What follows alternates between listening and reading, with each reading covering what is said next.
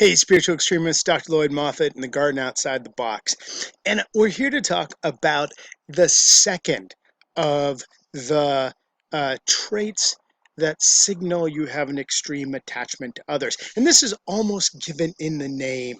This trait is narcissism. Now, narcissism comes from the Greek mythology, where a handsome young man who rejected the desperate advances of the nymph Echo. He is punished by being made to fall in love with his own reflection in the pool, where he pines away for himself, unable ever to consummate his self-love. So narcissism is the belief that the world centers around you. You are focused on yourself. It gives people a sense of entitlement. I deserve this, well, because I'm me. And my opinion matters because it's simply mine. But what's important for our study here is narcissism is actually a supreme attachment to others. You literally think everything in the world is there because of you. This means you need a world to give you that attention. The greatest fear of a narcissist is the world not paying attention to themselves or to them. Now, narcissism is an interesting trait because, of course, it is a spectrum. Not everybody is a full narcissist, but we definitely have moved in that direction. And there's been a whole series of studies recently by Jane Twenge at UCSD on how narcissism is on the rise. The primary tool here is a study of narcissism that has been carried out for many, many years. And for most of its time, it kind of sort of went up and down a little bit by little bit. But more recently, what you've seen is a steady increase in the narcissistic personality inventory. And this is played out in study after study. 58% more college students answer the majority of the narcissist personality inventory items in the narcissistic direction in 2009 compared to 1982. It's just constantly gone up. In a nationally representative sample, 3 times as many Americans in their 20s experience narcissism than other tradition. Today's students also rate their self-confidence, public speaking skills, leadership ability much, much higher than others. We tend to think that we're just above average more than any other generation. 52% of the 2009 cohort rated themselves as having levels of self-confidence higher than the average, compared to only 30% of students questioned in 1966. So wait, what does this mean? That basically before, in the 60s and 70s, most young people think, I'm average or a little worse. I'm okay. Now, most young people think they are better than average. Most young people think that that the world needs them more than they need the world. And there's a fun study that I found, which was super interesting, just looking at the changes in first person singular, first person plural, second person in American books. And what it shows is since the 80s, more and more books are about I and about we and you, I and you, versus we. In other words, the collective understanding has declined over time. Furthermore, when young people are asked, hey, do you think your generation is more self-promoting, narcissistic, overconfident, attention-seeking than others? 45% agree with that somewhat. Another 20% agree with it strongly. So, why is narcissism on the rise? Well, I'd love to have a conversation here, but unfortunately, this is only a one-way medium. And so let me share with you a few different ideas that I have for why narcissism is on the rise. And remember, the reason why we're talking about narcissism is an extreme attachment to others, and our ascetics today will have as their premise that we need to avoid attachments to others, the opinions of others. That's the root of us falling short spiritually. And so we need to go to drastic measures not to be attached to the feelings that others have of us. But let's get back to narcissism. Why is narcissism on the rise? Let me give you a few reasons. First, I think, is parenting styles. Um, you know, for many cultures and for many generations, kids were supposed to be seen but not heard of. You're supposed to earn your right to have an opinion, that you're supposed to fight to be worthy enough to get a grade. Well, nowadays, what you see in most parenting styles is the self-esteem movement. Build up your kids' self-esteem. Tell them how great they are. Tell them that they deserve an A just by being them. They deserve a trophy just by being on the field. That is, there should be an entitlement because you are great and unique. Well, I think that this plays out as it gets internalized with the belief that we are better than maybe we are. I mean, yes, there are some fundamental qualities of being human that should be honored in everyone. But in reality, most of us are not that great. I mean, I was great at math in high school, but I was never going to be a great mathematician. I mean, there there are, I loved playing volleyball and I was good at it, but I was never going to be world class. I mean, there's just sort of this sense that as a parent, there's a lot of pressure to tell kids how great they are, how wonderful they are. One of the best-selling books when I was growing up for parenting that my parents had was "I'm okay, you're okay," and that was kind of like, "Hey, I'm okay, you're okay." I feel like in my generation of parenting, it was like, "Tell your kid they're fantastic, and the other kids are fantastic," because the idea is that you need to build up the self-esteem of your kid. But I think that tends to lead to more narcissistic ideas, tending to think that you are really great and then seeking out that validation in others, which again is an attachment to others.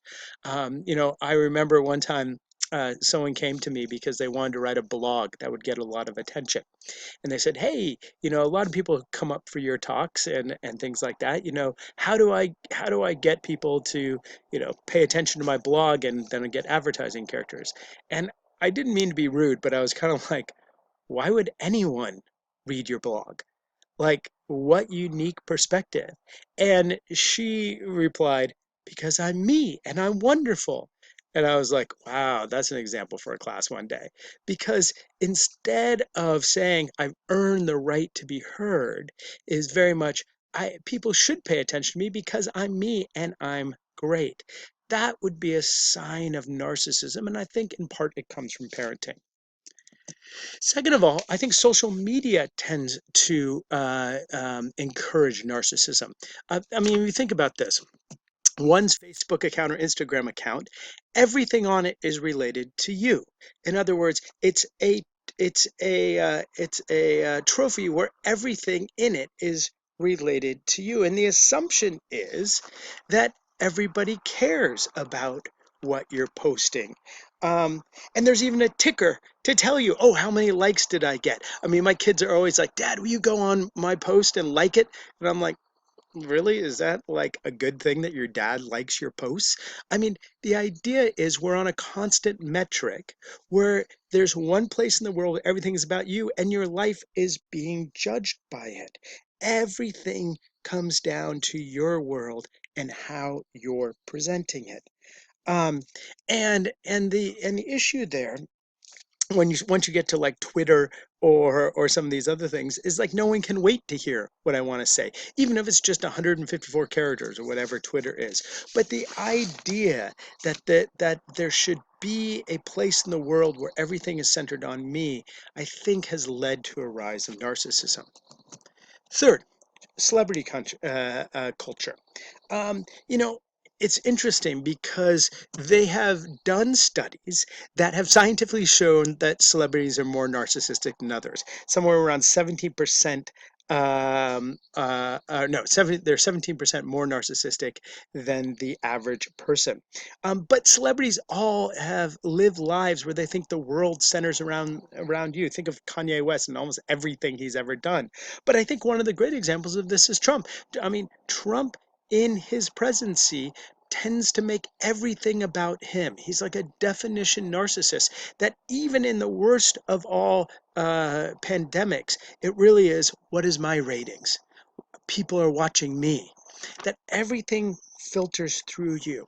And this becomes interesting because there are a lot of celebrities now, like the Kardashians or others, who didn't get their celebrity status by being extremely talented or being unique. They got it just for being famous. And so now everybody thinks, hey, I could have that life. I mean, I could have the world center around me. So I think the whole celebrity culture has pushed narcissism. And fourth and finally, fantasy and Second Life gaming. Because in fantasy and Second Life and other sort of gaming things, you always can be the hero. You're the quarterback. You win the Super Bowl. You're the supermodel. And even when though we know somehow it's not real, we kind of feel like there's some part of that could be. I remember just a couple of days ago, we were playing basketball with Basil and Finn plays 2K or some sort of basketball game on, what is it, Wii, or I don't know, Nintendo 4 or Xbox. That's it, Xbox. And he created a fantasy team where it's like Michael Jordan and Magic Johnson and Hakeem Olajuwon. Who else was on team? I don't know who was. But then he put himself in there, and I go, Finn, how do you play with that? Because I made myself 7'4". I made myself a point guard, and I made myself have 100% free throw rating, and I'm great at steals. And I'm like, okay, that is so not real, Finn. He's like, I know, but I'm like the greatest player who's ever lived. And I was like, okay, let's go play on the court and see how you do. Because the thing is, though, even though he knows it's fake and it's kind of fun, I think that sort of mentality that I can live for a little bit in the world where I am the greatest thing ever increases narcissism. So I think we see narcissism on the rise. Now, remember, for ascetics, narcissism is just an extreme attachment to the view of others because you can't be narcissistic on a desert island.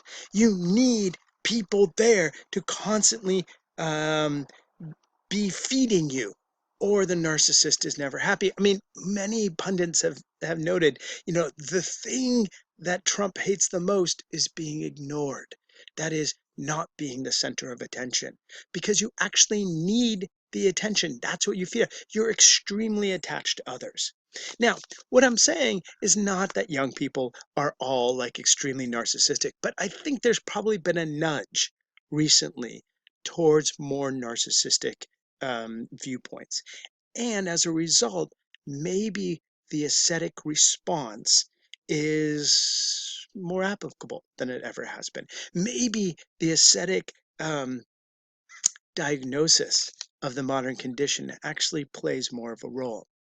But before we look at it, I will say that at least in religious traditions, the idea of humility, of thinking lowly of yourself, is almost universal. Now, people always want to make universals on religion, and I shy away from any universality. But when you look at religion, it almost always is an extreme focus on the self. And as such, it's one of the most anti-spiritual traits that one can imagine. It doesn't matter what the tradition is, whether it's, from India, from Christianity, from Islam, from Judaism, or everywhere in between. Almost every religion says that a appraisal of yourself compared to God or compared to some highest goal is the authentic path to spiritual development. It's a loss of ego, a loss of self-worth. And when you look at the world's traditions, we'll put these up below. But man, Judaism, verse after verse about the value of humility. Christianity, verse after verse telling us all who exalt themselves be humble, all who humble themselves will be exalted. Being asked what the greatest virtue is, St. Augustine replies, the three greatest virtues is first humility, second humility, and third humility. Native American traditions, Hinduism. I mean, we could spend all day.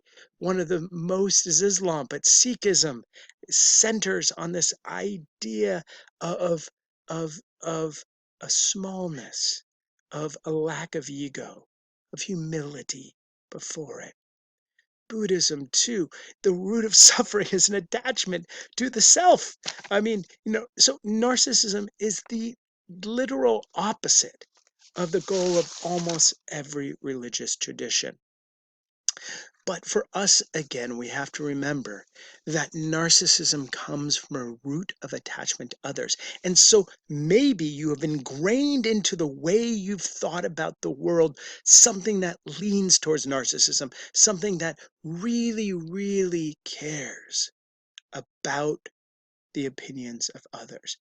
So, an addiction to praise, narcissistic tendencies, these are two signs that you may need to go to an extreme to divorce yourself from the opinions of the world. And if you find yourself in that situation, our ascetics today have a very unique and creative way of disassociating yourself from the opinions of the world.